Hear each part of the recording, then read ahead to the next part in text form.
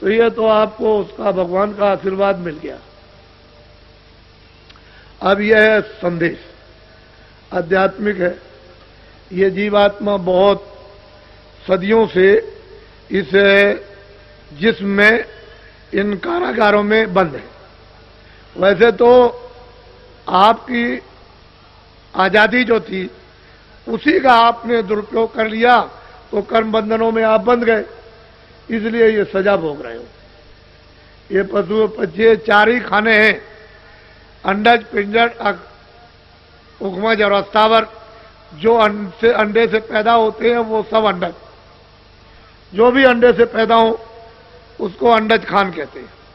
जो पिंड से पैदा हो, जेर से, वो सब पिंडज कहते हैं। उखमज कहते हैं जो जमीन से निकल आए, जीव जंतु आदि जब निकल आते उसको उखमज खान कहते हैं। और अस्तावर कहते हैं वृक्ष आदि जो पृथ्वी पर खड़े हुए। तो ये जीवात्माएं कर्म करके अस्थावर में यानी वृक्ष आदि योनि में चली जाती और हजारों हजारों वर्ष तक जो है वहां खड़ी रहती। ऐसी जगह पर उनको जन्म दे दिया जाता है। जैसे नाखून है तो इनको आप काट दीजिए, यानी पके हुए नाखून तो कोई तकलीफ नहीं, ऐसे डाल काटिए, ये काटिए, ऐसे काटिए, तो जीवात्मा को कोई भी उस पर तकलीफ नहीं, कोई आवाज नहीं। उस तकलीफ का नाखून काटिए, बाल काटिए, मूछे काट दीजिए, दाढ़ी रोज बनाते हो तो आपको कोई तकलीफ नहीं। लेकिन चमड़ी काटो तो फौरन चिल्ला पड़ोगे, कच्चा नाखून काटो चिल्ला पड़ोगे। तो कुदरत ने ऐसी चीजें बना करके आपको दी हैं कि जीवात्मा को जहां जरूरत है वही तकलीफ और एहसास होता। तो वो योनि है 4 खाने 84। अब नस्लें हैं, 84 लक्ष नस्लें हैं। पिंडज खान में कई नस्ल के पंछी, कई नस्ल के जीव जंतु, कई नस्ल के सांप, कई नस्ल के पंछी, कई नस्ल के कीड़े हैं, कई नस्ल के जानवर हैं। ये सब छोटे बड़े जानवर। तो ये अलग अलग कई नस्ल के पेड़ हैं, कई नस्ल के उपज जीव हैं। तो उसमें 84 लक्ष्य, ये 4 खाने। तो इसमें जीवात्मा बेचारी बंद, अपने कर्मानुसार सजा दे दी गई, भोग रही। आपको कोई अधिकार नहीं है कि भगवान ने उसको सजा दी है तो आप उस पर जुल्म करो। तो किसी जीव जंतु को आप अपनी समझ से उसको काटो मत। पशु हो, पंछी हो, कोई भी हो, आपको काटने का जिसको जिसने बनाया वही उसका जिम्मेदार है। वो बना भी सकता है, बिगाड़ भी सकता है। तो बनाएगा और बिगाड़ेगा, आपको अधिकार नहीं है। क्यों कि आपको बिगाड़ करके फिर उसमें भेज देगा, सजा दे दे, तो फिर कितनी पीड़ा, कितना दर्द होगा। और नरक है अलग, वो दिव्य नेत्र ज्ञान चक्षु से देखने को मिलते हैं। लाखों लाखों मीलों की लग्गियां होती हैं, यानी बांस जैसी लग्गियां।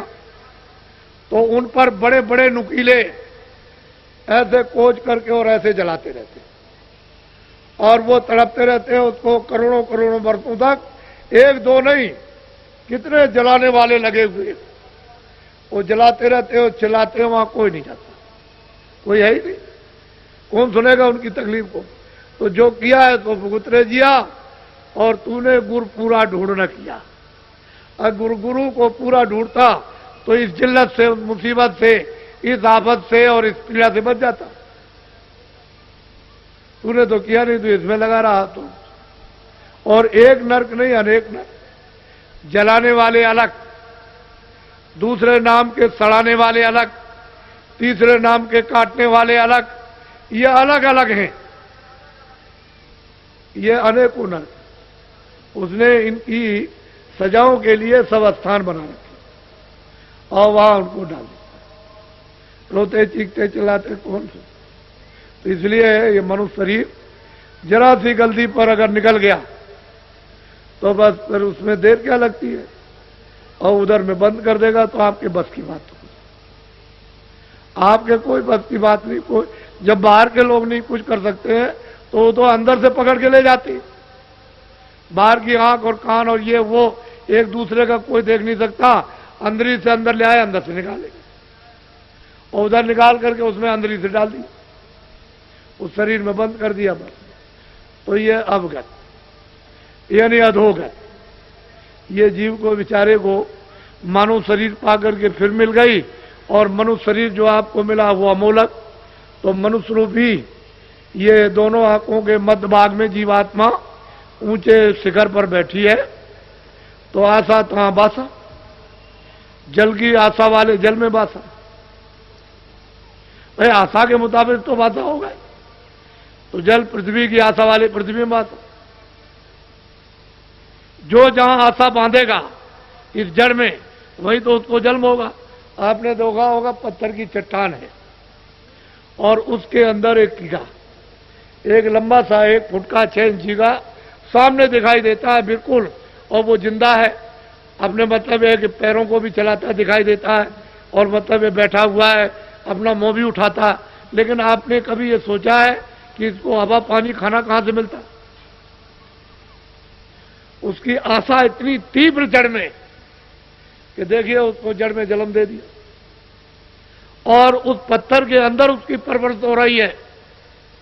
तो कहते हैं अजगर करे न चाकरी, पंछी करे न काम, दास मलूका कह गए सबके दाता राम।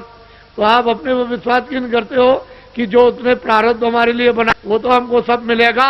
अब कुछ कर्म कर लो, कुछ भगवान का भजन कर लो।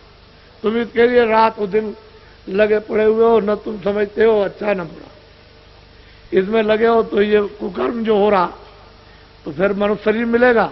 तो ये जहां आता था आप समझते नहीं हो, आपको मालूम ही नहीं। लेकिन ये जीवात्मा जो दोनों आंखों के बीच बैठी हुई है, और अंधकार में अगर तो यहां जगा लो, इसकी आंख खोल लो, कान खोल लो, तो इसमें चेतनता ना आ जाए वापिस। और ये चेतन जब जगे तो उस चेतन को प्राप्त कर ले जो भंडार है, ये यहां से निकल जाए। फिर ये जन्म मरण में क्यों आएगी, क्यों सजा भोगेगी? वो तो ज्ञान रूपी अग्नि में ये सब, वो तो जल है, उसमें सब सफल हो जाएगी। और सच्चे अनुभवी महात्मा मिल जाए तो फिर ये हमारा जो जीवन बचा हुआ था, असली चीज ये है कि ऊपर जाने पार तो ये सब कुछ नहीं।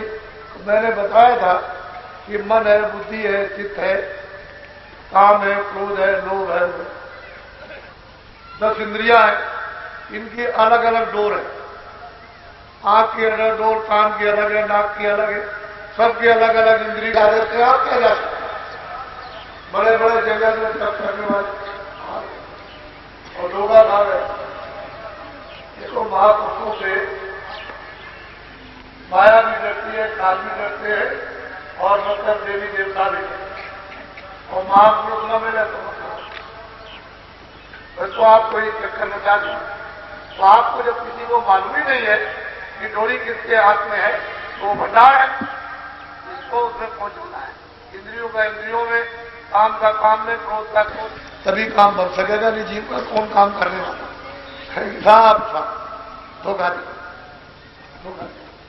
तो ये सब अंदर में जब दिव्य नेत्र ज्ञान चक्षु जब खुलता है और कान खुल जाते हैं और अंधेरा चला जाता है, प्रकाश इस सूरज से, चंद्रमा से, तारों से बहुत ज्यादा सामने जब प्रकट होता है, वो सब एक ही घटना में इतना चिल्लाया जाता कि वो दर्द फैल गया।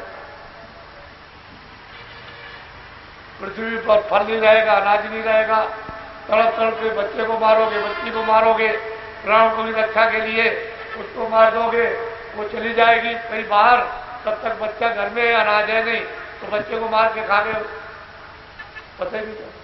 जब कुछ नहीं मिला तो औरत को मार दिया, औरत ने रात को आदमी को काट दिया, समझ गए, प्राणों की रक्षा के लिए, क्योंकि घास है नहीं, चलो बरपत्ती फल है नहीं है। तो जब ये नहीं रहेंगे जंगल में घास नहीं, तो जानवर तड़प तड़प करके चारों तरफ दौड़ेंगे और गिर जाएंगे। जो जिसको पाएगा वो एक दूसरे को खाएगा। वो तो बहुत ही, यानी मतलब ये है कि ऐसा मतलब भयावह दृश्य है। जब क़यामत आती है, महाप्रलय, तो बहुत पानी नहीं मिलेगा, जंगलों में आग लग जाएगी, घास का नाम नहीं थी, ये जानवर मरने लगेंगे, वहां जल जल के कितने जीव जल जाएंगे, दर्दनाक, कोई वर्णन नहीं करता। और फिर पानी को मतलब अग्नि सोखती है, तो ये जल के जितने भी जीव हैं ये सब एकदम बाहर तड़प तड़प करके, पानी की बूंद नहीं मिलेगी, तड़प तड़प करके जब तक जो है एक दूसरे को तड़प तड़प करके